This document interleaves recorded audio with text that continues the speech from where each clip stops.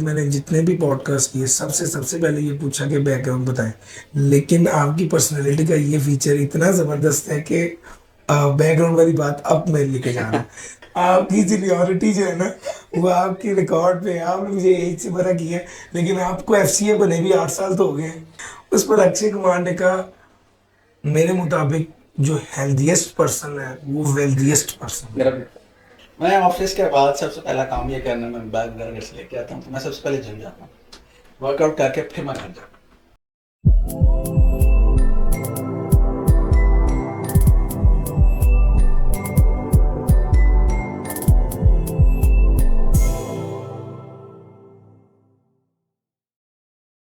बिस्मिल्लाहिर्रहमानिर्रहीम।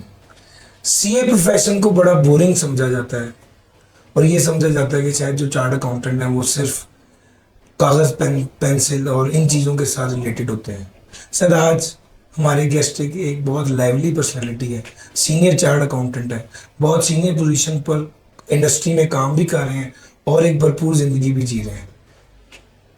Please welcome sir Abdul Basit जंजूर। अस्सलाम वालेकुम सर। वालेकुम अस्सलाम। Sir, welcome on the show. Thank you so much. मैं बहुत एक्साइटेड हूँ, और मुझे ये पता है कि आज का शो बहुत डिफरेंट होने वाला है। स्टूडेंट एक डिफरेंट फ्लेवर देखेंगे चार्टर्ड अकाउंटेंट्स का। लेट्स सी कैसे चलता है। सर, मैं ना जब भी कभी आपका सोशल मीडिया देखता हूँ, चीज़ें देखता हूँ, तो मेरे दिल में एक ही जुमला आता है कि यार ये वो बंदा है जिसके बारे में कहा जा सकता है कि ज़िंदगी ना मिलेगी दोबारा वाले फैक्टर को देख रहे हैं। और कभी कभी ऐसा भी लगता है कि शायद आपने स्ट्रगल के फेज में बहुत सी चीज़ें सेक्रीफाई की होती हैं, और उसमें आपको लग रहा होता है कि यस, एक टाइम आएगा जब मैं इसको पूरा करूंगा।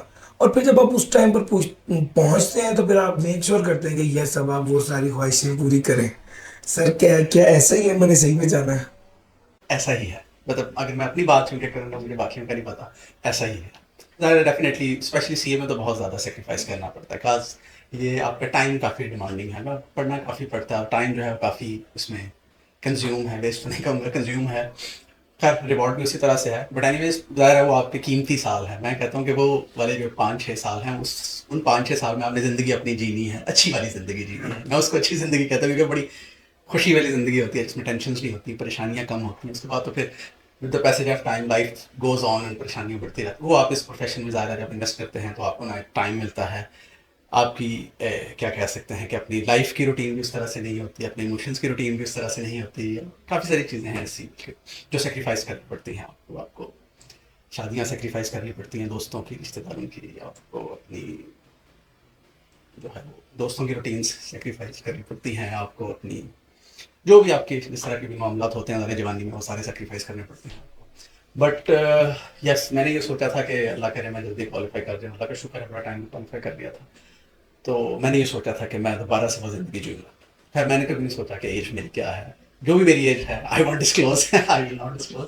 लेकिन मैंने ये सोचा था कि मैं कभी भी अपनी एज का नहीं सोचूंगा, मैं अपने आप को 25 से ऊपर नहीं जाने दूंगा कभी, किसी भी एज में मैं चला जाऊँ।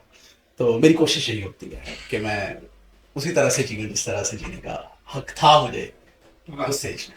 सर, वो एक बात सुनी थी कि जब क्वालिफाई कर जाते हैं, आपने क्वालिफाई किया और फिर एफसी हो गया, और फिर उसके बाद आपकी ना एज रिवर्स साइड में चलने लगी। लोग आगे बढ़ते हैं, और एफसी में जितने भी देखे हैं ज़्यादातर वो हैं जिनकी जो है वो ग्रे दाढ़ी हो चुकी है, उम्र बढ़ चुकी है।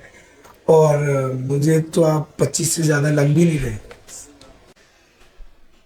खैर ये मुझे लगता है कि शायद कुछ नेचुरली भी होता है, जेनेटिकली भी होता है, कुछ नेचुरली भी होता है इन चीज़ों का। कुछ ये होता है कि आपको अपनी हेल्थ का भी खुद ख्याल रखना पड़ता है। मैंने जो सीखा है, 2 चीज़ें मैंने अपनी लाइफ में सीखी हैं जो कि मैं हमेशा सबको एडवाइस करता हूँ।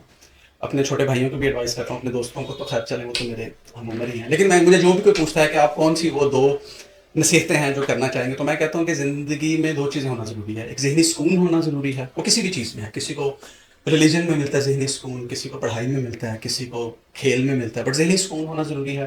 और दूसरा हेल्थ, हेल्थ जो है उसका ख्याल रखना, जो कि अनफॉर्चुनेटली हमारे प्रोफेशन में हेल्थ वाला जो एलिमेंट है वो थोड़ा सा मुझे लगता है कि उस तरह से लोग नहीं देखते जिस तरह से देखना चाहिए। सही।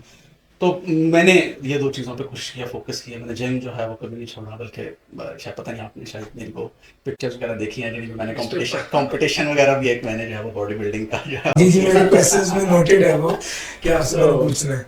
पर मुझे लगता है ये भी एक रीज़न है शायद कुछ जो है कि मैं अभी इतना पता नहीं इतनी एज का लगता है नहीं लगता है शायद लगता मुझे लगता है बट अब ना मैं चाहता हूँ, आमतौर पे अभी तक मैंने जितने भी पॉडकास्ट किए सबसे सबसे पहले ये पूछा कि बैकग्राउंड बताएं, लेकिन आपकी पर्सनैलिटी का ये फीचर इतना ज़बरदस्त है कि बैकग्राउंड वाली बात अब मैं लेके जा रहा हूँ। थोड़ा सा बताएं अपना बैकग्राउंड, और क्या शुरू से ही लाइक बच्चे थे, मैट्रिक एफएससी में परफॉर्म किया, कैसा परफॉर्म किया, इसके बारे बड़ी में। मजे की बात मैं आपको बताता हूँ कि ठीक था मतलब ऐसा नहीं कि मैं निकम्मा था ठीक था मैं ऐसा भी नहीं कि बहुत ज़्यादा या शायद पता नहीं क्या था एनीवेज आई डोंट नो लेकिन खैर ठीक था मैंने टॉप ही किया था स्कूल में वैसे 10th में मैट्रिक में तो उसके बाद एफएससी मैंने ज्वाइन की मेडिकल में मेरी मदर चाहती थी कि मैं डॉक्टर बनूँ उनका ड्रीम था मैं डॉक्टर बनूँ लेकिन वो मुझे लगता है शायद एफएससी मेरे लिए बनी नहीं थी मुझे लगता है कि साइंस शायद मेरे लिए बनी नहीं है मुझे उस तरह से कभी समझ भी नहीं आई ऑनेस्टली स्पीकिंग तो मैंने ड्यूरिंग माय एफएससी मैंने साथ ही कॉमर्स ज्वाइन कर ली आई कॉम ज्वाइन कर ली उस दौर में मुझे अभी भी याद है मुझे फादर अपने फेस अभी भी नहीं भूलता कुछ चीज़ें होती हैं आपको भूलती नहीं कि उनका फेस बड़ा अफसरदा सा था बड़ा गुस्सा भी था उनको उस मतलब कि ये क्या मतलब निकम्मा है इधर से नहीं खैर एनीवेज वो अब मेरे लिए था कि मैं उस नहीं कंटिन्यू करना चाहता मैंने आई कॉम किया फिर बी कॉम किया मैंने वहीं से अब वो मेरे हेड क्लर्क थे गवर्नमेंट कॉलेज में मैंने वहीं से बी कॉम किया बी कॉम में भी बड़ी बड़ी शिकायतें मेरी जाती थी मेरे अब्बू के पास स्पेशली लड़कियां मेरी बड़ी शिकायत थी ओके एक दफ़ा तो मैं रस्टिकेट भी होने लगा था मेरे अब्बू की वजह से मैं बच गया एनीवेज वो ग्रेजुएशन की नहीं आप शुरू से ही शौकीन मिजाज थे। बहुत ज़्यादा तो मतलब मैं नॉट दैट कि मैं किसी को कोई को हरास करता था लेकिन मैं बस शरारती टाइप था मैं बोलने नहीं देता था किसी को क्लास में ना वो चाहे कोई लड़की थी चाहे कोई लड़का था ना तो मैं कुछ ना कुछ जो है ना वो करता रहता था उनको तंग पीछे से लाइमलाइट में ही रहते थे। पता नहीं लाइमलाइट थी या नहीं बड़ा नेचर में था एक चीज़ है वो एक तो फिर बीकॉम के बाद मेरे फादर ने कहा चले बीकॉम कर लिया है तो आप ना ये पंजाब सर्विस कमीशन जो है उसमें 15वें 16वें ग्रेड की नौकरियां आती हैं तो तुम उसके लिए भी अप्लाई कर लो ग्रेजुएशन के बाद तो चलो गवर्नमेंट एम्प्लॉय था तो उनको भी लगता था कि चलो बच्चा भी गवर्नमेंट एम्प्लॉय बन जाएगा तो पेंशन वगैरह रिटायरमेंट के बाद सबसे ज़्यादा तो खरी चाम बट मैं नहीं था मैंने कहा अबू को नहीं मैं नहीं बनना चाहता गवर्नमेंट तो उन्होंने कहा फिर लॉ कर लो मैंने कहा लॉ भी नहीं करना उन्होंने कहा फिर एमबीए कर लो मैंने कहा नहीं एमबीए भी नहीं करना उन्होंने कहा फिर नौकरी कर लो मैं फिर जॉब शुरू कर ली अब जब मैंने 7-8 महीने जॉब की ना वो है भी वो एक टैक्स प्रैक्टिशनर थे मैं उनके पास जो है वो रिटर्न वगैरह फाइल करने का तो मुझे वहाँ पे फील हुआ कि ये तो बड़ा मसला है कि, कि कब तक ये काम करूँगा मैं और ये काम करूँगा तो जो एक हर बंदे के हर एक के ड्रीम्स होते हैं ना कि मेरे पास ये भी हो हर जब बंदा जवान हो रहा था हर एक के ड्रीम होते हैं कि ये मेरी ड्रीम लाइफ है तो मैंने कहा यार वो तो नहीं हो सकती इस तरह नहीं इस कम से कम इस जगह पे रह के या इस एजुकेशन के साथ नहीं हो सकती उस वक्त फिर मुझे किसी ने बताया कि आईसीएम एक इंस्टीट्यूट है जो आईसीएम करवाता है तो वो कॉरेस्पॉन्डेंस के थ्रू हो जाता है कि आप उसके 3-4 मॉड्यूल जो है ना वो आप कॉरेस्पॉन्डेंस के थ्रू आपको रेगुलर क्लासेस नहीं लेनी पड़ती तो मैंने सोचा ये भी सही है अब मैं था उस वक्त सियालकोट में बिकॉज मैं सियालकोट से बिलोंग करता हूँ तो फिर वो भी फिर उस दौर में स्कैन्स ओपन हुआ सियालकोट में तो मैंने कहा यार ये तो बहुत अच्छा अब मेरा सीए कोई इरादा नहीं था बल्कि ग्रेजुएशन में मेरे साथ एक लड़का था मेरा दोस्त तारिक वो उसको सीए का बड़ा शौक था कि उसके बहनों ही सीए थे तो उस वक्त पीपीटी का टेस्ट होता था तो वो पीपीटी के टेस्ट में फेल हो जाता था बेचारा हर दफ़ा तो मुझसे कहता यार डन था मैं तेरे को तेरे पास ही नहीं हो गया तो कहता था अच्छा जब करेगा ना तब बताना उस वक्त भी मैंने कभी नहीं सोचा आई वुड बी डूइंग सी यार वो कॉलेज ओपन हुआ था मैंने कहा चलो यार ये तो बड़ा अच्छा है घर में बैठ के साथ जॉब कंटिन्यू करूँगा साथ पढ़ाई कर लूँगा तो फिर मैंने इस तरह से सीए में एडमिशन लिया और फिर साथ जॉब भी कंटिन्यू की मतलब मैं सेकंड हाफ में क्लासेस होती थी 2 बजे क्लासेस शुरू होती थी तो मैं पहला 1 बजे तक जॉब करता था उसके बाद जाके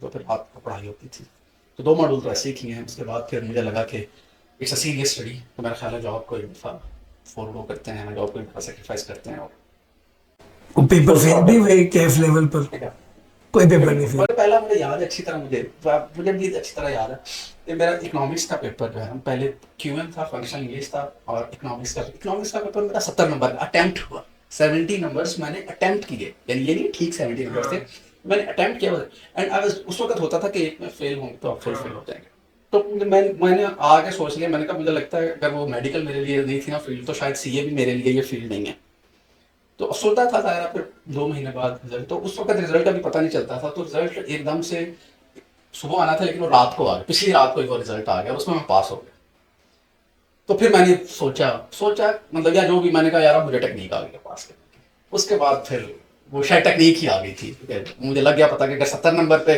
सही पेपर करके पास हो सकता है ना, वो भी थ्योरेटिकल इकोनॉमिक्स का, तो इसमें तो है भी ज़्यादा न्यूमेरिकल, तो कर लूँगा। मुझे वैसे तंग किया थ्योरेटिकल सब्जेक्ट्स ने, बिजनेस कम्युनिकेशन ने तंग किया, ऑडिट ने तंग किया, लॉ ने तंग किया। वो क्या तंग हुआ, फेल तो हुए नहीं, पास होते हैं। इधर तो तंग की डेफिनेशन है कि 4 बार फेल हुआ हूँ, तंग की है। नहीं, मुझे इस चीज़ का 2-3 दफ़ा पढ़ के वो, क्योंकि देखें अकाउंटिंग में इस तरह ना, आपको समझ आ गया, आपने 2 क्वेश्चंस कर लिए ना, तो आपको कॉन्फिडेंस हो जाता है। वो लॉ एक ऐसी गंदी सी चीज़ है कि वो जितनी मर्जी दफ़ा पढ़ लो वो रिटेन नहीं रहता ना। तो मुझे वो बड़ा गुस्सा चढ़ता था, मैं यार मुझे न्यूमेरिकल सब्जेक्ट्स टैक्स सारा जो है ना वो मैं कर लूँ या पढ़ लूँ तो मुझे पता चल जाता है, ये मुझे समझ आ जाती है, ये मुझे रिटेन नहीं रहता। मुझे इस वजह से गुस्सा आता था इसमें, यार ये नहीं होना चाहिए मेरे साथ। तो ये सर कैफ लेवल तो आपने बगैर फेल हुए जॉब भी कर रहे हैं, साथ साथ चीज़ों को और ज़िंदगी के मामलात भी देख रहे हैं, साथ कैफ भी किया और बगैर फेल हुए पास हो गए। तो उस वक्त रिलेटिवली एक आम बच्चे के मुकाबले में आप बहुत मेच्योर थे। आप इंटरव्यूज देने गए, अब फौरी तौर पे जहन में तो आर्टिकल्स ही आते हैं ना, और बगैर फेल हुए तो बंदे के जहन में फौरन बिग फोर ही आता है।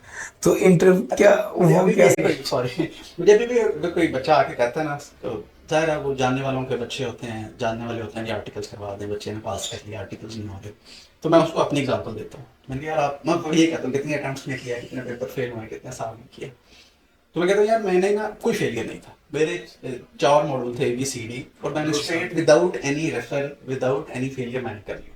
लेकिन मुझे आर्टिकल फिर भी नहीं मिला। आर्टिकल मुझे मिले 4 महीने के बाद, 4 महीने के बाद वो भी इस तरह मिला कि नासिर साहब हैं हॉल क्रो हॉल के नाम पार्टनर है वो, उनसे मैंने ऑडिट पढ़ा था स्कैन्स में, तो ही नहीं मी वो जानते थे मुझे कि बच्चा भी अब शरारती है लेकिन ठीक है लड़का पढ़ने में। तो फिर उन्होंने कहा अच्छा चलो तुम आ जाओ ना, ठीक है यहाँ। बल्कि इवन ओवर ज्वाइन करने के बाद भी मैं काफ़ी ट्राई करता रहा। मैंने कहा 6 महीने ज़ाया होते हैं तो, लेकिन मैंने जाना PwC, मैंने फिजिक्स में जाना है, या जो जो ड्रीम होता है हर बच्चे का ड्रीम है कि मैं बिग 4 में जाऊँ।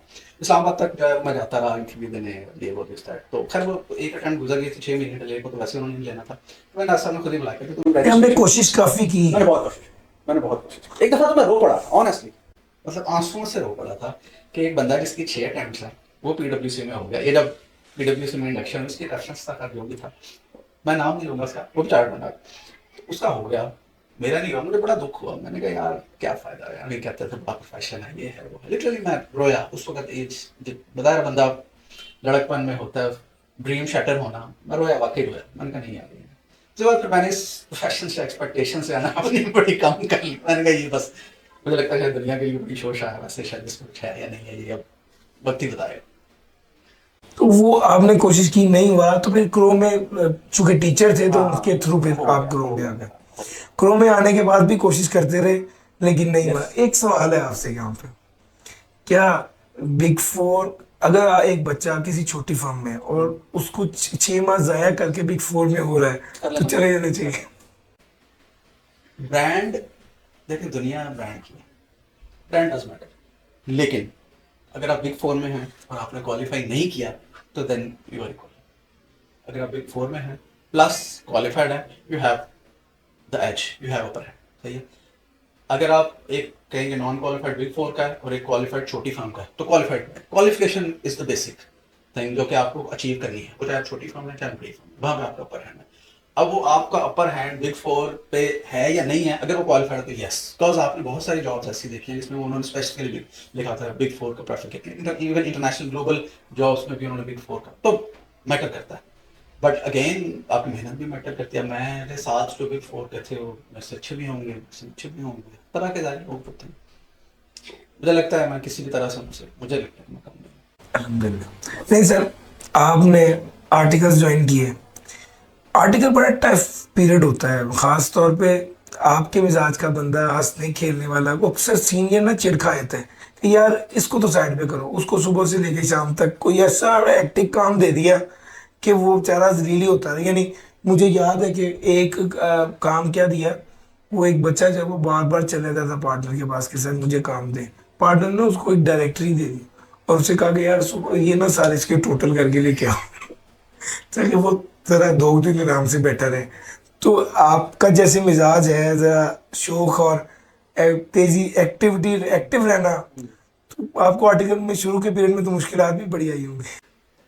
आई थी मुश्किलात भी, मतलब एंड कुछ ऐसी बातें जो शायद मैं पब्लिकली या शायद शायद वन टू वन आपको शेयर कर दूं। नाम नहीं, डाले मैं कुछ नहीं नाम नहीं पा रहा, मैं कुछ ऐसी बातें हुई या कुछ ऐसे जो है ना वो मेरी बातें हुई, मैं जिस तरह से ऐसे कोई इवेंट हुआ कोई ऐसा कि या कुछ ऐसी बात मेरे से हो गई कि अब सब, और वो बात जो है वो सीनियर्स ने अपनी एक महफिल में बैठे डिनर में बैठे कर दी कि यार एक बंदे ने जो है ना ये हमें ये पर्चा दिया और इसमें ये लिखा हुआ है, और वो फिर जो है ना वो खड़े होकर सारे, उस वक्त मैं नहीं था उस महफिल में, तो उससे फिर वो सारे सीनियर्स को, बल्कि मैं जब जाता तो सीनियर को मिलता था तो वो फिर मुझे यार ये वो वाला लड़का इसने ये वो वाला पर्चा लिख के दिया था, उस पर्चे में क्या था वो खैर दूसरी बहस है।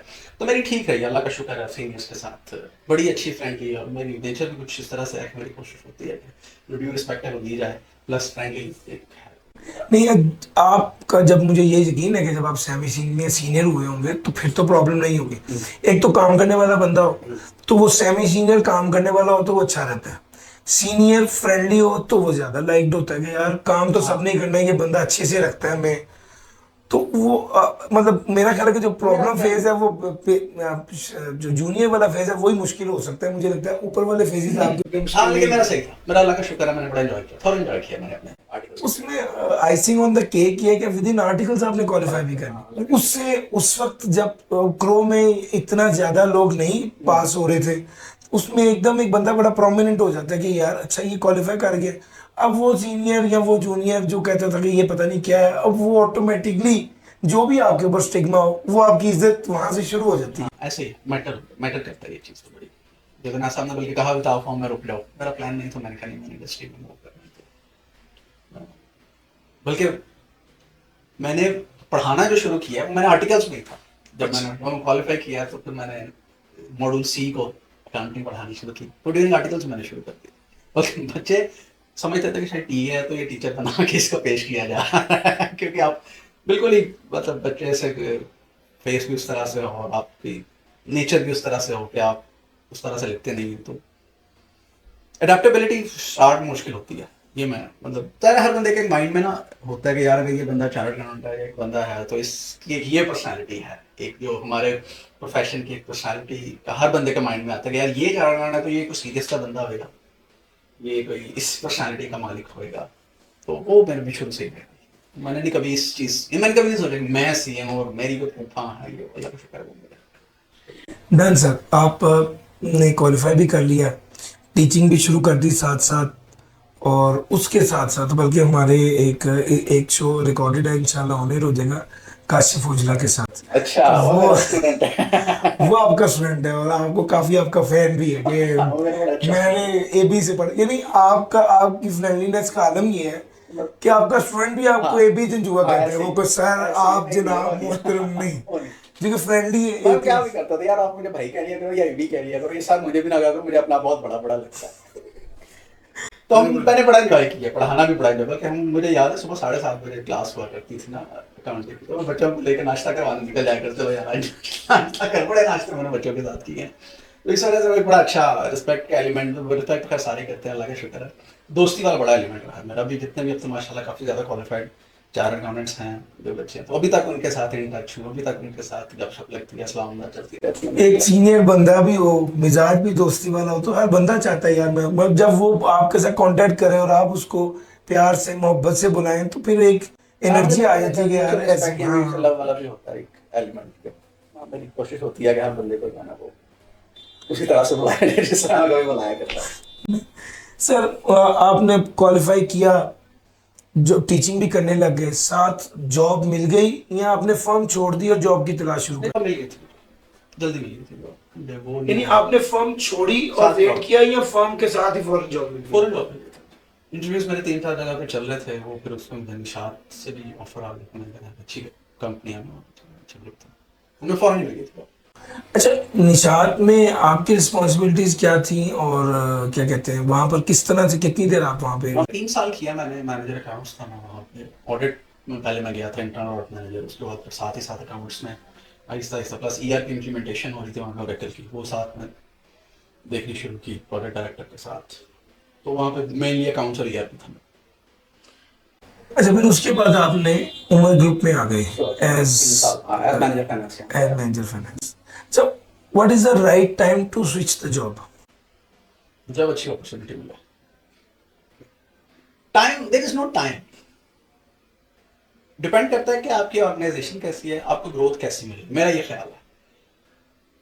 अगर आपको ग्रोथ अच्छी मिल रही है तो शायद आपको स्विच करने की जरूरत ना पड़े, सही है। बट इनिशियली यस, मुझे लगता है कि 2-3 जंप करनी चाहिए। आपके फाइनेंशियल ग्रोथ के लिए भी अच्छा है और आपकी पर्सनल ग्रोथ के लिए भी अच्छा है। लर्निंग भी है ज़ाहिर है, आप डिफरेंट जगह पे जाते हैं, डिफरेंट लोगों से मिलते हैं, डिफरेंट बिजनेस में जाते हैं, डिफरेंट इन्वायरमेंट में जाते हैं, लर्निंग भी एक है। तो नॉर्मली हमारे दौर में ये होता था कि मतलब उस दौर की बात है, उसमें कहा जाता है 3 साल बड़े हैं पहली जॉब में, उसके बाद मूव कर लेना चाहिए 3 साल। तो मैंने 3 साल बाद ही मूव जो है वो करा। बीच में एक दुबई का भी था ऑप्शन, तो लेकिन मैं पाकिस्तान रहना चाहता था। मेरे आप मजाक ज़्यादा लोगों को लगता है कि पाकिस्तान से मुझे आके बड़ा प्यार है। तो जो भी व्यूज़ हों, किसी के पॉलिटिकल व्यूज़ हों, हर अपने हैं, लेकिन अपार्ट फ्रॉम ऑल दिस मुझे अल्लाह का शुक्र है, मैं कहता हूँ मुझे प्यार है पाकिस्तान। मेरा दिल करता है मैं यहाँ रहूं। सारे मुझे ये कहते हैं कि क्यों नहीं गए बाहर, अक्सर लोग कहते हैं, मैं तो नहीं यार, मुझे अच्छा लगता है, मैं वालदेन के साथ, दोस्तों के साथ फिरना टुरना, सोशल सर्कल, मेरी एक लाइफ जो है ना, मैं बड़ी इंजॉय कर रहा हूँ। मैं इस लाइफ के इंजॉयमेंट में डिस्टर्बेंस नहीं कोई चाहता कि मेरा इंक्रीमेंटल पैसे ही है वहां पे, और क्या चीज है? अगेन प्रायोरिटीज है ना हर बंदे की। किसी को लगता है कि वो लाइफ अच्छी है, वो अपनी जगह ठीक है, हर बंदे की अपनी रिस्पॉन्सिबिलिटी, स्टैंडर्ड ऑफ लिविंग भी अच्छा है भाई। किसी को लगता है मेरे जैसे बंदे को कि नहीं यार ये वाली लाइफ ज़्यादा अच्छी है ना? दोस्तों के साथ बैठ के रात को कॉफ़ी पी लेते हैं, दोस्तों के साथ खाना भी खा लेते हैं, 2-4 महीने बाद किसी कहीं नॉर्थर्न एरियाज में कभी बाहर का टूर लगा लिया, तो सही है, लाइफ स्टाइल चल रही है, अल्लाह का शुक्र है। सर जी, आपने अपनी जॉब की रिस्पॉन्सिबिलिटीज को तो निभाया ही है बखूबी, लेकिन उसके साथ साथ आपकी अपनी जो पर्सनल जो आपकी पर्सनल जो आपकी जिसको कहना चाहिए कि कुछ खुशियां हैं जिसको आप वो फॉरगो नहीं करते इस वजह से, क्योंकि आप जॉब कर रहे हैं। जैसे फॉर एग्जांपल आप जो है वो फिटनेस का बहुत ख्याल रखते हैं और ये मेरी आपकी प्रायोरिटी जिम जो है। ये मेरी प्रायोरिटी है। मैं ऑफिस के बाद सबसे पहला काम ये करना, मैं बैग वगैरह घर से लेके आता हूँ, तो मैं सबसे पहले जिम जाता हूँ, वर्कआउट करके फिर मैं घर जाता हूँ। जिम जो है वो मेरे लिए क्या कहते हैं, कुछ मी टाइम भी कह सकते हैं इसको, कि वो जो घंटा डेढ़ है वो अपने आप पे फोकस करने, focus as such me time ही कह लें, चलें। नहीं, आप मेडिटेशन अगर भी है। लेट हो जाते हैं जॉब, मतलब आप 5 बजे नहीं फ्री हुए, 8 बजे, मैं जाता हूँ, मैं 8 बजे भी फ्री हो जाता हूँ।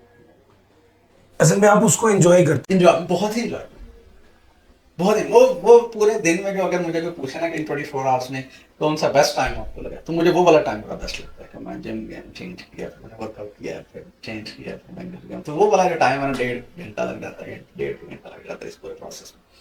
मुझे बड़ा मजा आता है, बहुत इंजॉय करता हूँ मैं इस चीज़ को। क्योंकि वो लग रहा होता है जैसे कि इतना 24 घंटों में कुछ तो टाइम है जो आप अपने पे इन्वेस्ट कर रहे हैं। तो ये मेरा अच्छा, मैं आपकी रील ही देख रहा था तो आज एक वो कुछ छोटा सा क्लिप आ रील्स गया रील्स अच्छा, इंस्टा रील्स अच्छा।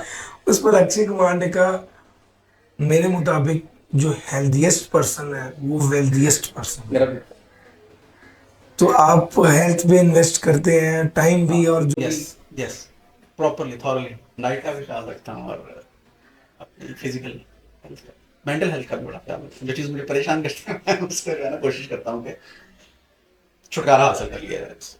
मेरी कोशिश होती है जो चीज़ परेशान कर रही है उससे जितना हो सकता है। कुछ चीज़ ऐसी होती है जो अल्लाह के मतलब आसरे पे छोड़नी पड़ती है, आपके हाथ में नहीं होती, लेकिन जहाँ तक हो सकता है मेरी कोशिश होती है कि अपने आप को कूल डाउन रखूँ, ईजी गोइंग रखूँ, ज़्यादा टेंशन ना लूँ, ज़्यादा परेशानी ना लूँ, लाइफ को ठीक से एंजॉय करूँ। अच्छा, क्या ये सब करने में जो बंदा ज्यादा बड़े बड़े एम्बिशंस रखता है ना वो कहीं परेशान रहता ही है।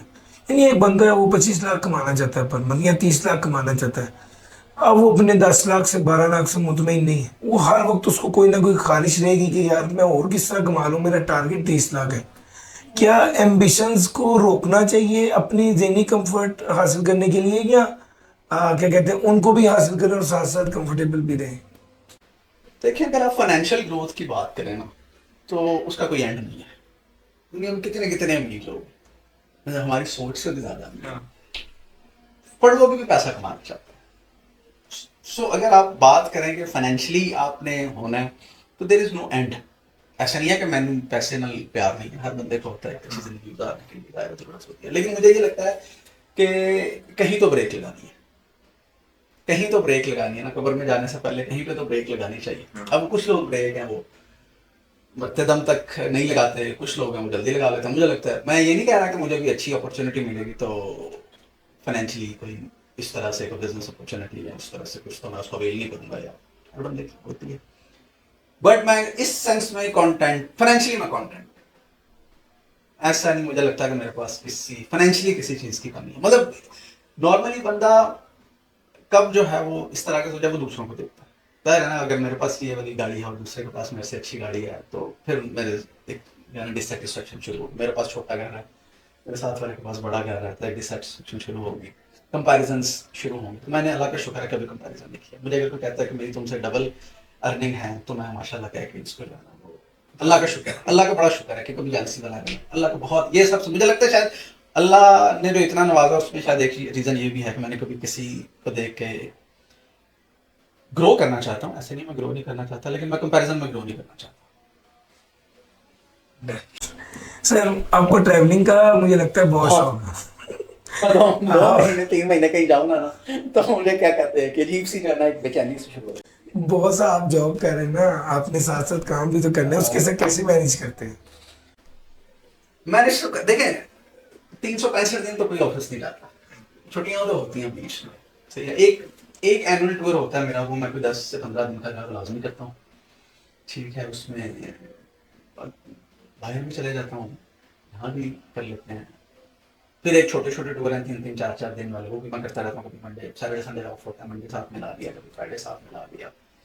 दोस्त यार भी हैं, उनको भी तरह घूमने फिरने का शौक है, तो फिर हम लोग निकल जाते हैं। असल में तो कंपनी के साथ ये सारा मजा लगता है, वरना अकेले आप कितना ट्रैवल कर सकते हैं। हालांकि मैंने देखा है, अभी मैं होके आया हूँ नेदरलैंड्स, मैंने देखा दुनिया सोलो ट्रैवलिंग काफ़ी ज़्यादा करती है, काफ़ी ज़्यादा मैंने देखे सोलो ट्रैवलर्स जो हैं वो आए हुए थे। तो मैंने कहा हमारे देसी लोगों में ये चीज़ कम है, वो सोलो ट्रैवलिंग को समझते हैं शायद जो है वो यार फिर कल यहाँ जाना है यार, ठीक है। अक्सर हर शायद मेरे भी जहन में आता होगा यार अकेला में क्या जाऊँ, दोस्तों को मतलब है। मैंने देखा है लोग इंजॉय करते हैं, गोरे इंजॉय करते हैं, वो अकेले में निकल जाते हैं, बैग पैक उठाते हैं अपने लिए।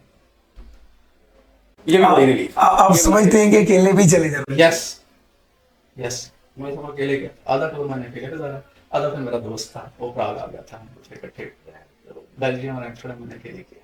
अच्छा, हाँ अच्छा, मुझे बड़ा मजा आया सोलो ट्रैवलिंग का। मैं मेंटली में सोच के गया था कि आई विल सोलो ट्रैवल, तो let's enjoy this stage as well, कि कैसा लगता है। लेकिन आपको लगता है कि करना चाहिए, कोई दिक्कत नहीं?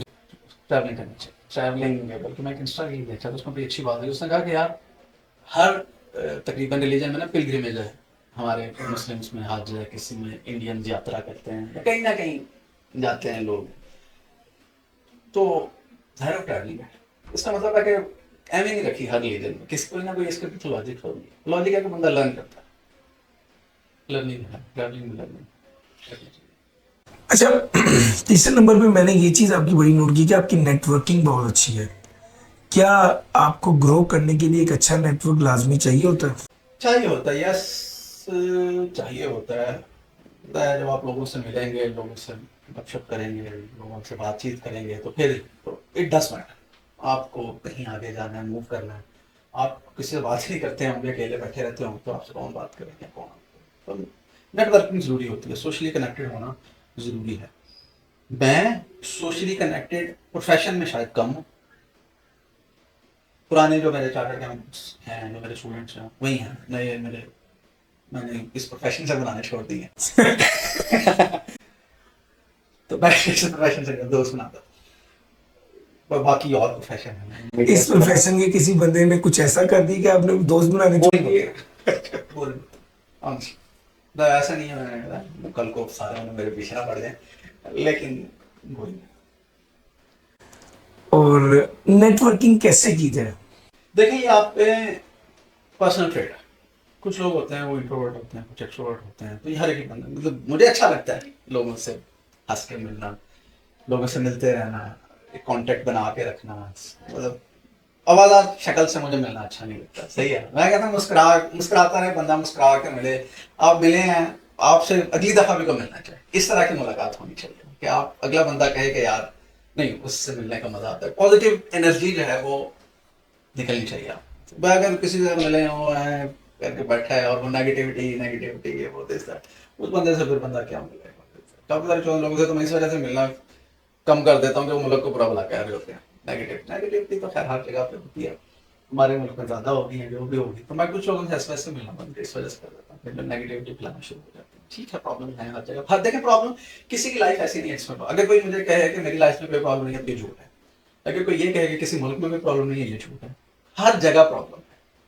अब उन प्रॉब्लम्स को आप किस तरह फेस करना चाहते हैं, या उस प्रॉब्लम्स को आप हंस के फेस करते हैं, रुक के फेस करते हैं, फेस तो करनी है। मुझे लगता है कि हंस के करनी चाहिए। Dam sir. अच्छा, एक दो बात इस एंगल से कि आपने सी फाइनल में काफ़ी ज़्यादा पढ़ाया और काफ़ी माशाल्लाह आपकी रिकग्निशन सी फैब वन जो अकाउंटिंग एडवांस अकाउंटिंग है उसके हवाले से रही है, तो वो आजकल क्यों उस तरफ तवज्जो नहीं है?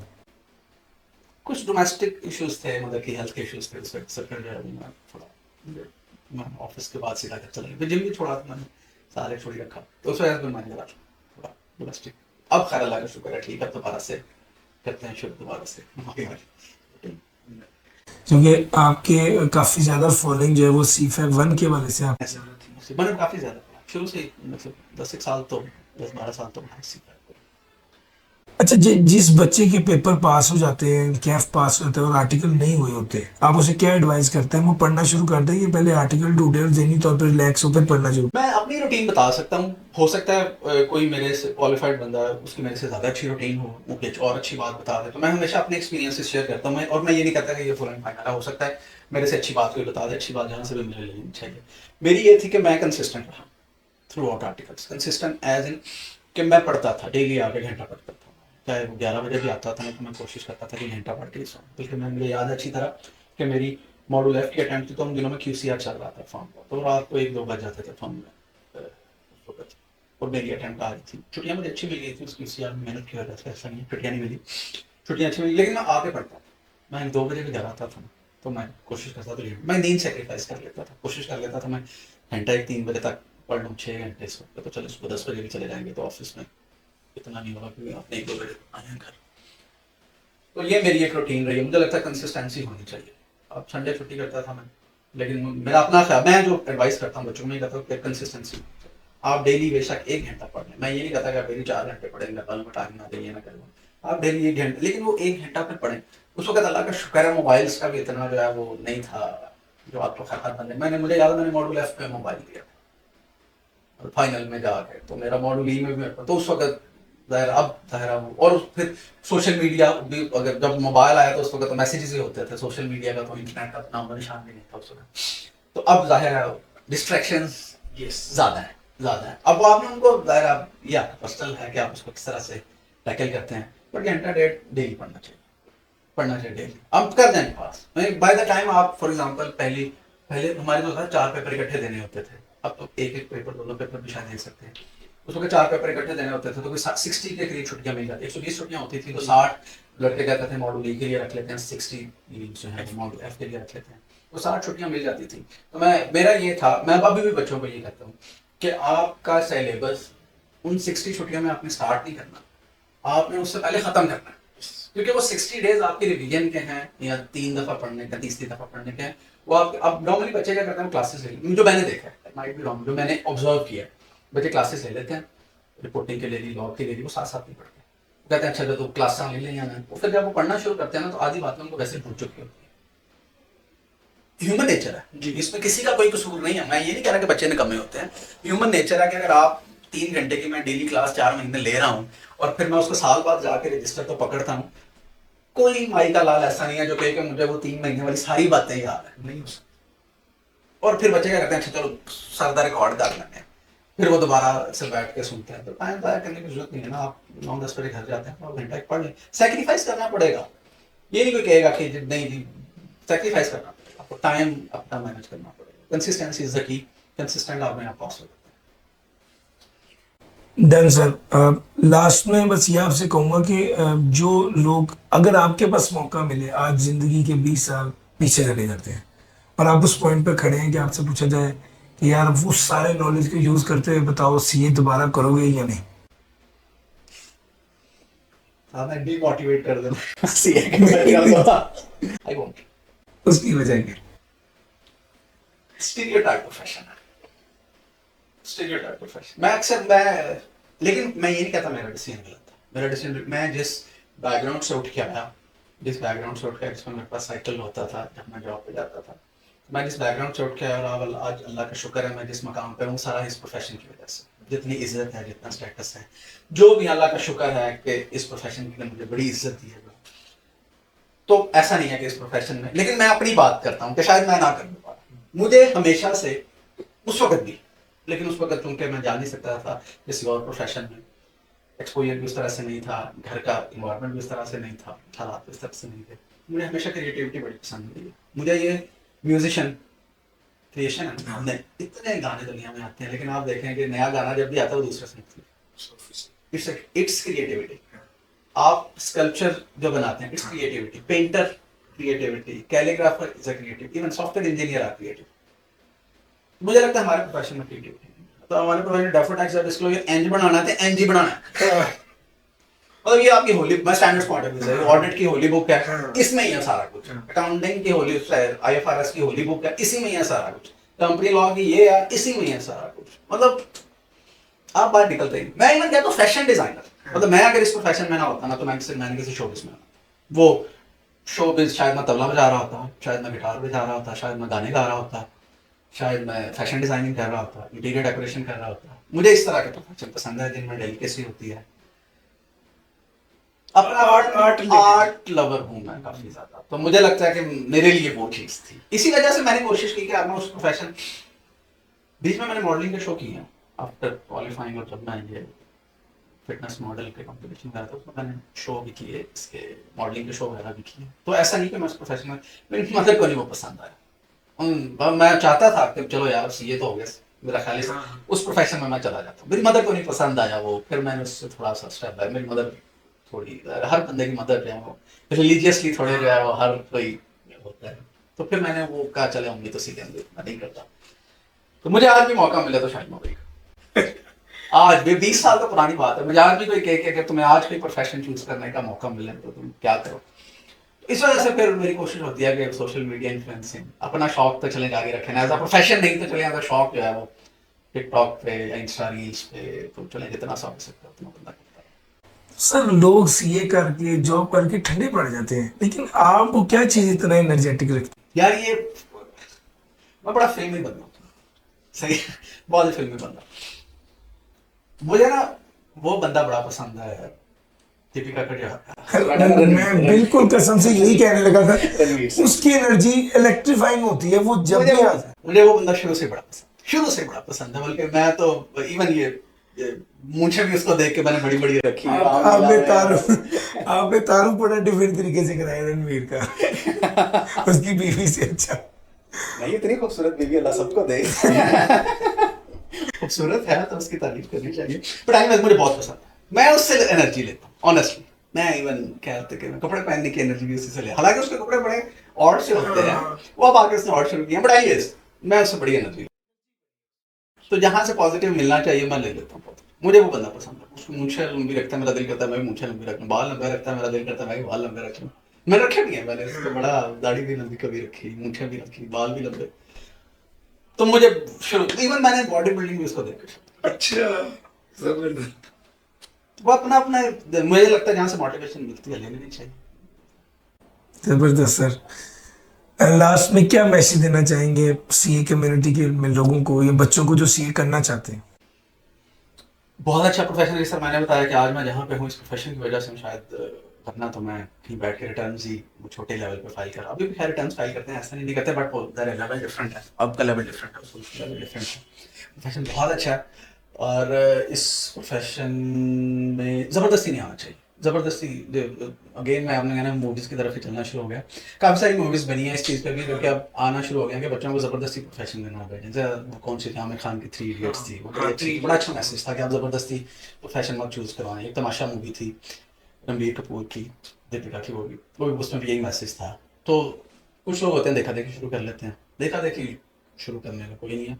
अगर तो आपको प्यार है ना इस प्रोफेशन से, आप फिर ही पास कर सकते हैं। अगर ये प्रोफेशन आप पे बर्डन है ना, ज्यादा बच्चे क्यों नहीं पास कर पाते, जो मुझे लगता है, I might be wrong again, वो बर्डन समझ के कर रहे हैं। बर्डन समझ के अगर आप कर रहे हैं ना, तो आपका पास करना बड़ा मुश्किल है। किसी भी चीज कोई भी काम आप बर्डन समझ के कर रहे हैं ना, तो आप उसको एक्सेल नहीं कर सकते। आप बस उसको पूरा करने के चक्कर में किसी को, अगर आप प्यार करके मतलब एक फील लेके और एक वो क्या कहते हैं हर चीज से मोहब्बत लेके इश्क करके कर रहे हैं ना, तो मुझे लगता है फिर जल्दी। सर असल में देखिए, लोग अपने गोल्स परसू करना चाहते हैं। लोग सीए इसलिए नहीं कर रहे कि सीए से प्यार है। लोग सीए इसलिए कर रहे हैं कि उन्होंने इतनी बड़ी गाड़ी लेनी है जैसी आपके पास है, ऐसा मोबाइल लेना है जैसा आपके पास है। तो कहीं उनको सीए से प्यार नहीं होता, लेकिन सीए से निकलने वाली आउटकम वो चाहते होते हैं। अच्छा, ये भी एक बड़ा मिथ है, मैं अक्सर कहता होता हूँ, तो क्या क्या सिर्फ हमारे प्रोफेशन वाले ही हैं वो फाइनेंशियली स्ट्रांग है? एवरेज एवरेज एवरेज हमारे ज्यादा बेहतर है। अगर आप एवरेज देखें ना, तो एवरेज चार्टर्ड अकाउंटेंट जितने पैसे कमा रहा है और एवरेज कोई और प्रोफेशन उठा के देख लें तो एवरेज अपनी बेहतर है। हाँ, अगर आप किसी का आउटस्टैंडिंग बंदा देख लें, तो फिर तो आप कोई भी सॉफ्टवेयर इंजीनियर उठा के देख लें तो वो तो 16 साल का जितने पैसे कमा रहा होता है, एफसीए 10 साल बाद भी उतने पैसे नहीं कमा रहा। तो मैं यही कह रहा हूँ ना कि एवरेज की बात, अगर आप एक प्रोफेशन में सिर्फ इस वजह से आ रहे हैं कि पैसा है, तो पैसे अगर आप एक्सेल करते हैं तो किसी और प्रोफेशन में ज्यादा कमा लेंगे। यस, जो आपको पसंद है उसमें गेम से- गेम बना बना के लोग इतना कमा रहे हैं। मैंने देखा ऐप्स बना के, मैंने देखा लड़के इतने इतने ज्यादा कमा रहे हैं, हमारे से अच्छा कमा रहे हैं। मेंटल सेटिस्फेक्शन भी है, घर बैठ के आराम से काम भी करते हैं। ये भी होता है सुबह 8 बजे उठ के नहा धो के 9 बजे जाओ दफ्तर में पहुंचना, वो भी नहीं उनका होता। सही है ना? तो चल नहीं बनना है, चले मैं ये भी कहता हूँ कि अगर आपको ये गोल लेके भी आप प्रोफेशन में आए हैं, आ गए हैं, करना तो फिर है ना, तो फिर बंदा प्यार नाल मोहब्बत नाल कर ले, फिर बर्डन समझ के ना देखें। यहाँ तो बर्डन समझ के नहीं होना या नहीं करना पड़ना, तो फिर तो एक बात बनती है, पर करना भी है तो फिर बंदा सही तरह कर ले, अच्छी तरह कर ले। हमारे साथ वो कहते थे बनवास ले लें, आप फैमिली से बनवास ले लें, कमरे में बढ़ जाएं, उधर ही पढ़ते रहे। मैं ये नहीं कहता कि आप बनवास ले लें, लेकिन मैं कहता कंसिस्टेंट रहें। कंसिस्टेंट रहे, आप पास हो जाते हैं। कंसिस्टेंसी इज द की, मेरा ख्याल है इस प्रोफेशन पे। एक और मैं बात कहूंगा जो कि ज्यादा चार्टर्ड अकाउंटेंट मेरी बात को नेगेट करेंगे, रटा। इसका रटा अच्छा होता है, जल्दी पास कर। अभी मैं एक पॉडकास्ट सुन रहा था, आपके ना पॉडकास्ट एक में आने से पहले लर्निंग के लिए सुन रहा था।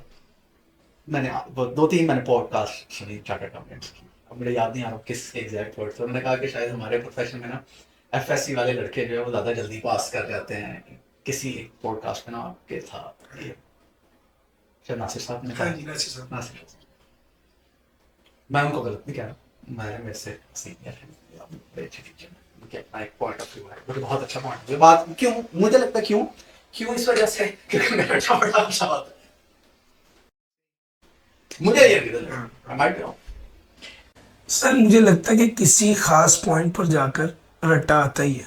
यानी वन के बाद चलो मैं ये नहीं कहता, अब मैं अक्सर हम बच्चे को जो अलीफ बे सिखाते हैं उसमें क्या लॉजिक होती है, या 7 के बाद 8 आना है, इसकी क्या लॉजिक है? स्टूडेंट्स को मैं अक्सर कहता होता हूँ, आप जितने मर्जी तुरम खान है ना, आप जितने मर्जी ए लेवल ओ लेवल के बैकग्राउंड वाले हैं, जितने मर्जी अंग्रेजी मीडियम उर्दू वालों को चैनल तो छोड़ ही देना, आप बुक से अच्छा नहीं लिख सकते। जी सर। अच्छा, वो बच्चे जिनकी अंग्रेजी बेहतर है रिलेटिवली, वो तो शायद इस रट्टे वाली उस बात से निकल जाए, लेकिन जिन लोगों को अंग्रेजी बहुत अच्छी नहीं आती, आपकी बात 100% ठीक है कि उनके लिए तो फिर यही ऑप्शन बेहतर है कि जो किताब में लिखा हुआ है वो याद करके ले लें। 90% बच्चे हमारे ऐसे बैकग्राउंड से आते हैं, 80% चले करना, मतलब दादा सरकारी बैकग्राउंड से आते हैं, तो इतनी अच्छी अंग्रेजी होती नहीं है, ना बोलने की हद तक होती है, ना लिखने की हद तक, जो मैंने ऑब्जर्व किया। पता नहीं अब शायद अच्छी आना शुरू हुआ। हमारे प्रोफेशनल के ये भी बड़ा एतराज़ होता है कि ये लॉन्ग जो IBA वाले क्यों आके आर्टिकल्स में जो इनको एग्जाम्पशंस मिल जाती हैं और हमें नहीं मिलती।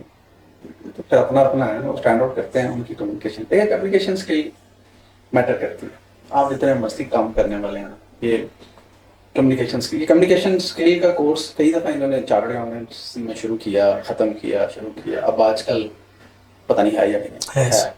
लेकिन वो जिस तरह होता है वो हमें सबको ही पता है, उस तरह से वो वाला नहीं है। जिस तरह से मैं फॉर एग्जांपल बात करता हूँ फिल्म्स में, जिस तरह से MBA को जिस तरह से कम्युनिकेशन स्किल सिखाई जाती है, हमारे यहाँ पर उस तरह सिखाई नहीं जाती। आप अगर बात करें आपके लिए क्यों नहीं सिखाई जाती, तो इनको कहते हैं कि साठ में ज़रूरत ही नहीं होती, उन्होंने प्रेजेंटेशन देनी होती है, वो मार्केटिंग के बंदे होते हैं, इस वजह से उन्होंने मैटर करता है। अगला सवाल मेरा यही था कि सर ग्रो करने के लिए कम्युनिकेशन बाज़ औक़ात तो कहा जाता है कि वो टेक्निकल स्किल से भी ऊपर आ जाती है, इस बारे में आप पहली चीज आपको अच्छा कम्युनिकेट करना आना चाहिए, रिटर्न भी और वर्बली भी बड़ा जरूरी है। आप 50 लोगों में भी बैठे हैं तो आप स्टैंड आउट करें, आप अपनी ड्रेसिंग से स्टैंड आउट करें, आप अपने एटीट्यूड से जो है वो प्रोमिनेंट हो, आपकी स्किल्स कम्युनिकेशन की, आपके बोलने का हर चीज़ जो है वो होनी चाहिए। हमारे प्रोफेशन में अनफॉर्चुनेटली लैक कम्युनिकेशन स्किल्स करती हैं, हमारे प्रोफेशन में लैक करता है इनका करंट अफेयर्स का नॉलेज। क्योंकि बेचारे बुक्स में से नहीं, इतना गंदा बैडली डिज़ाइन जो है वो कोर्स है कि खोतों वाला कोर्स है। मतलब वो बंदे बच्चों की एप्टीट्यूड शायद टेस्ट नहीं करते और बच्चों का यही टेस्ट कर रहे होते हैं कि इतना ज़्यादा सिलेबस। देखें आप ये देखें रिपोर्टिंग का पेपर इतने स्टैंडर्ड्स हैं, एक पेपर लेना है ज़्यादा। लॉ का सिलेबस एक पेपर लेना मुझे लगता है ज़्यादा, इसको ब्रेक करें आप और बच्चों की स्किल्स चेक करें, ना कि बच्चों को आप ये चेक करें कि इतना कोर्स एक पेपर में पास कर सकता है या नहीं। आपने केस स्टडी रखे हैं, वो केस स्टडी वाले पेपर भी वो वाले हैं, वो भी रखे हैं। भाई आप केस स्टडी आप रिसर्च करें, केस स्टडी बनाएं, आप भेजें लोगों को, महीना दें उनको कि जाओ इस पे रिसर्च करो, जाके इस केस स्टडी पे जाके रिसर्च करो, डिफरेंट केस स्टडी आप दो। आज जिस तरह हम अब की बात करें, फिर अब मैं कहता हूँ कि बिटकॉइंस की जिस तरह से कॉइन्स की जिस तरह आप दें उनको केस स्टडी क्या है क्या नहीं है। आप फाइनेंशियल मार्केट के उनको केस स्टडीज दें, आप अकाउंटिंग के जो नए स्टैंडर्ड्स हैं उनकी केस स्टडीज दें उनको महीना दें, वो जाके आपका रिसर्च पेपर तैयार करें, रिसर्च पेपर सबमिट करें, फिर आप आकर उनसे उसी केस स्टडी पे जो उन्होंने लिखा है उसी पे पेपर लें। ये हमारा केस स्टडी का पेपर तो खैर मैंने कभी देखा नहीं, लेकिन मुझे लगता है वो भी यही होगा कि आ गया करके रिसर्च आपने किया, आपने अपना माइंड नहीं इस्तेमाल, आपने किताबा वाले लिख मतलब तो ये है ना फिर कि आप रिसर्च करें प्रॉपर मार्केट में जाके, फिर बंदे का पता। आप सेम केस स्टडी में आपका कुछ और होगा, या आपने 4-5 लोगों का ग्रुप बनाने पे, ये 5 बंदों की एक केस स्टडी है, ये 10 बंदों की एक केस स्टडी है, वो केस स्टडी का जो भी रिजल्ट होगा वो 5 का वो रिजल्ट कंसिडर किया जाएगा। इस तरह बनाएं तो हमारे प्रोफेशन में स्किल्स सिखाना ही लैक करते हैं। स्किल्स सिखाते भी हैं तो लेबोरियस स्किल्स सिखाते हैं, वर्किंग पेपर बना लो, फाइल बना लो, पंच कर लो, टेप लगानी आती है या नहीं आती, पंच करना आता है या नहीं, जाते हैं तो पहले यही चीज़ सिखाते हैं, टेप ऐसे लगानी है, पंच ऐसे करना है, फाइल ऐसे करना, ठीक है चीज़ें आनी चाहिए, लेकिन सिर्फ ये फोकस थोड़ी होनी चाहिए।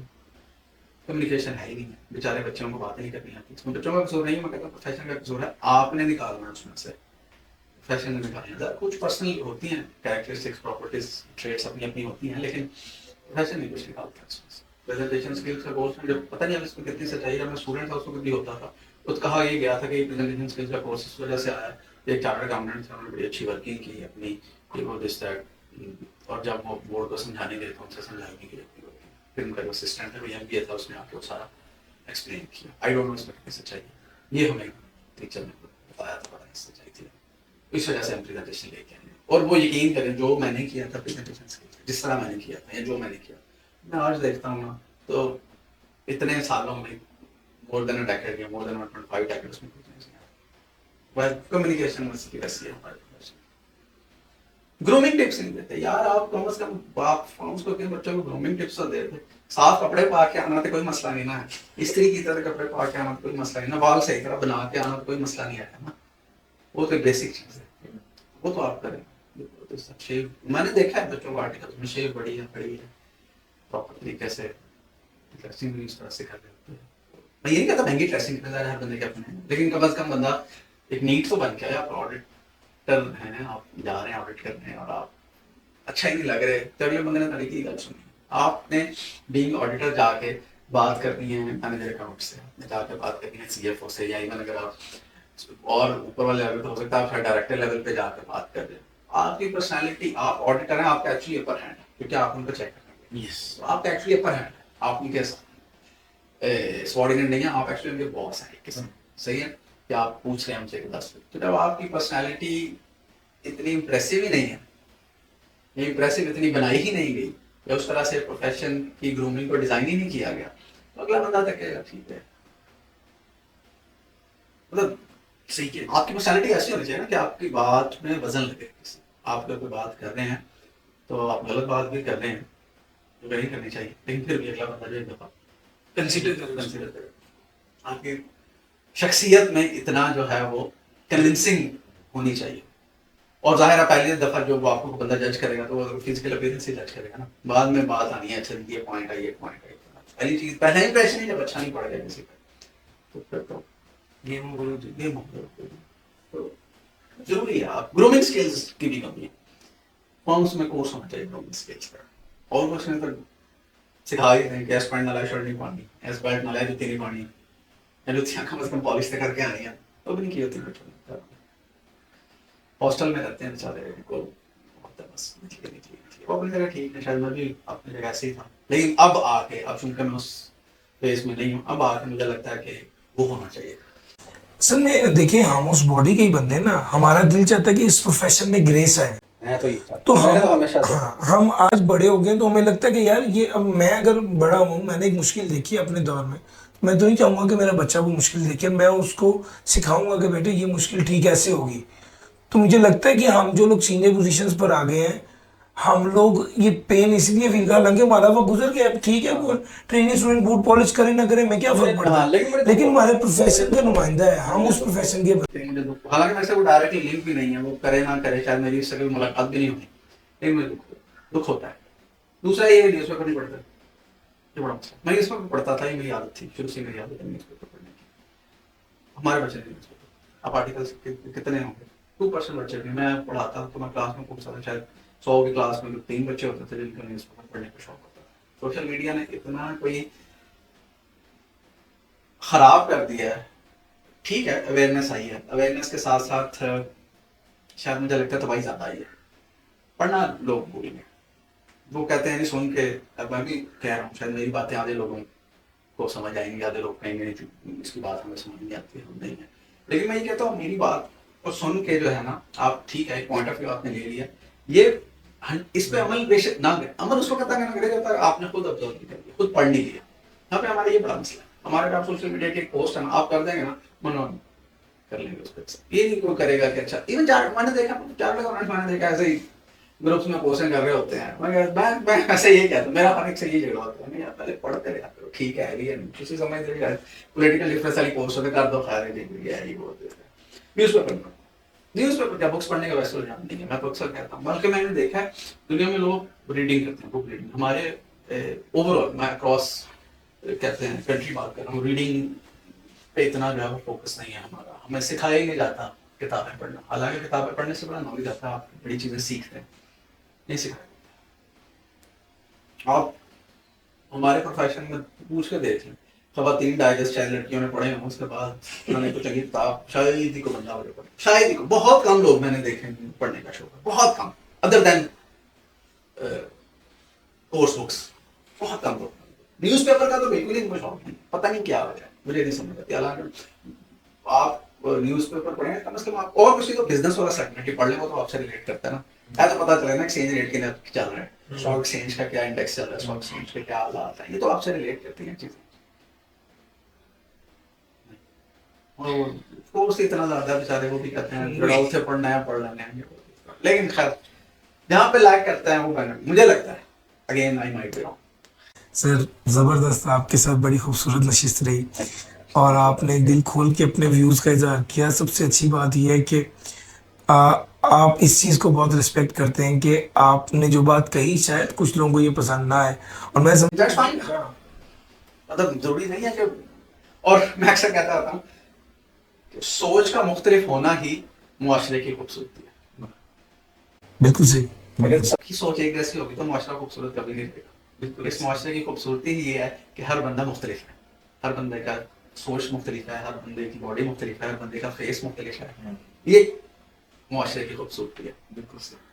तो बजाय इसके कि आप डिफरेंस ऑफ ओपिनियन को पर्सनल ले जाएं, डिफरेंस ऑफ ओपिनियन की रिस्पेक्ट करनी चाहिए। बंदा गलत हो सकता है, मैं भी गलत हो सकता हूँ, इवन रिलीजियस बड़ी डिस्कशंस हमारे यहाँ पे होती हैं, और रिलीजियस या पॉलिटिकल पे तो लोग बड़े एक्सट्रीम पे पहुंच जाते हैं। मैं हमेशा कहता हूँ यार उसका एक पॉइंट ऑफ व्यू है, वो गलत भी हो सकता है, मैं भी गलत हो सकता हूँ। रिस्पेक्ट क्या एलिमेंट है, डिफरेंस ऑफ ओपिनियन को रिस्पेक्ट देनी चाहिए। गलत है, ठीक है, गलत है, ये हो सकता है, ऐसा नहीं है अल्लाह ने कोई अक्लेकुल बंदा बना दिया। नबी थे ना जो जिनके पास इतना था, अल्लाह के बाद नबी थे, या शायद वली अल्लाह लोग होंगे, हम लोग तो नहीं है अक्लेकुल। सर आपका बहुत शुक्रिया, आपके वक्त का बहुत शुक्रिया। आपने इतना ऑनर किया मुझे, आपने इस काबिल समझा के उतने सीनियर लोगों के आप, मैंने देखा था आपकी पॉडकास्ट थी, नासिर साहब थे, नासिर अब्बास साहब थे, नासिर मुनीर साहब थे, आमिर शहबाज साहब थे, मैंने ये 3 ही सुनी है। एक शायद तो टेट्रा पैक के थे, वो मैंने उनकी सुनी नहीं थी, वो मैंने पढ़ा था। तो इतने सीनियर बंदों मैं यहाँ पे मुझे भी जो है वो सर आप मौका यंग दिया। हैं लेकिन वो कहते हैं ना है सीनियर। वो किसी ने पूछा ना कि एक आलिम से बात हो रही थी तो उन्होंने कहा जी कि इकबाल जो दीनी तो बहुत बातें करते हैं तो इनकी दाढ़ी तो है नहीं। तो उन्होंने कहा भाई इनके इनकी दाढ़ी इनके पेट में है, आप ये बात छोड़ दो, ये बुजुर्ग ही है। तो अब ये मैं बुजुर्ग नहीं कर रही है, मैं पर्सनल ले लेता हूँ। आपकी सीनियरिटी जो है ना वो आपकी रिकॉर्ड पे है। आपने मुझे एज से बड़ा किया है, लेकिन आपको एफसीए बने भी 8 साल तो हो गए हैं। 600। 6 साल।